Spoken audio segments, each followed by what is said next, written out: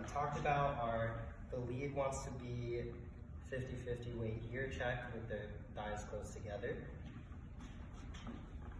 and rotating their chest as opposed to using their arms. If you have time to practice with a partner, I would recommend trying this with your arms literally attached to your rib cage, your upper forearms or your wrists even, depending on what move it is, because this will force you to lean into the rib cage with your actual chest, with your body, as opposed to doing something where you're like keeping your hands out of sync with your chest. Just experiment with it and ask your follow for feedback and see how they feel about it. You want to explain the follow footwork here?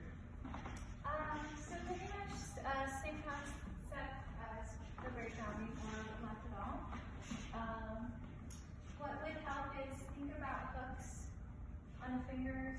It could be more along the middle finger and the ring finger on his. You can have different ways of hand position, but I like the hook. I'm thinking about the concept of the seat around these same fingers. Think about magnet connection. Also, follows, you also want to still have a little bit of frame. So think about the placement here, and you can add a little twist or torsion when you're pivoting, facing through. So then when you're working with the momentum, it helps. And in terms of the footwork, should we, Yes. So as a lead, you want to cut off your follow because the next direction you're going to be leading them is the direction perpendicular to the line they were on. So to lead them on this line, you have to stop them from going up this line. And then to lead this left turn for them, you need to prepare their body by rotating it to their right. and so follows this hook and this shape can help, but don't weigh too much down. You want to think about giving a little bit more of a lateral connection or outward. Just eat the same amount he's giving, so that you have this connection and this shape. So then it's also helping you to open your chest. And you can look at the lead. There's also different ways that would help. And then the footwork. So it's lunge, and then you're stepping with your left. Yeah, without having it. So you're letting the lunge, visually look at him, but you can also quickly look at your hand, and then face in the left direction. But again, with the left turn, you want to have your foot turned out and pointed in the left direction. And can you show them this one? Sure.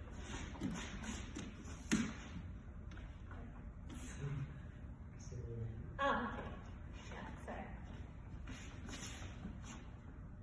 So it could be here, and if you have you're bringing your foot back here. Sorry.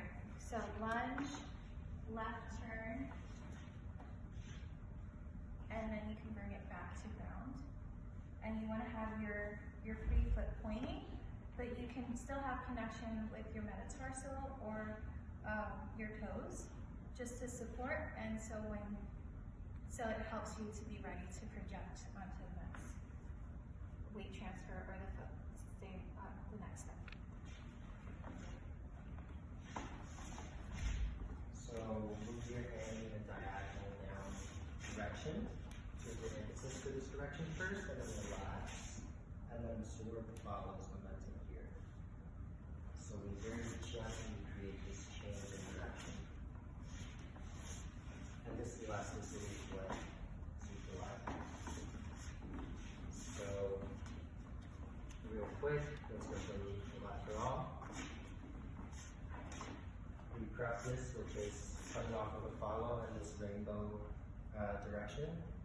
And then you can either do a simple turn, which requires you to rotate your chest, and collect the follow by connecting to their back. And connecting to their back is how they know that they're supposed to lift their arm. and put it up so that you can go back into the same position. Or you can do this hammerlock variation, where you give this indication by lifting your hand and by you're still rotating your chest for this turn.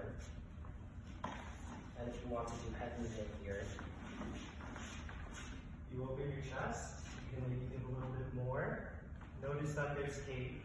And to follow, you can do a couple different things. They can either do this footwork that I was talking about. We can do like the full lunge footwork, where they, if you give them more momentum, maybe if you travel all the way and open up all the way. And they can either do this like coaching,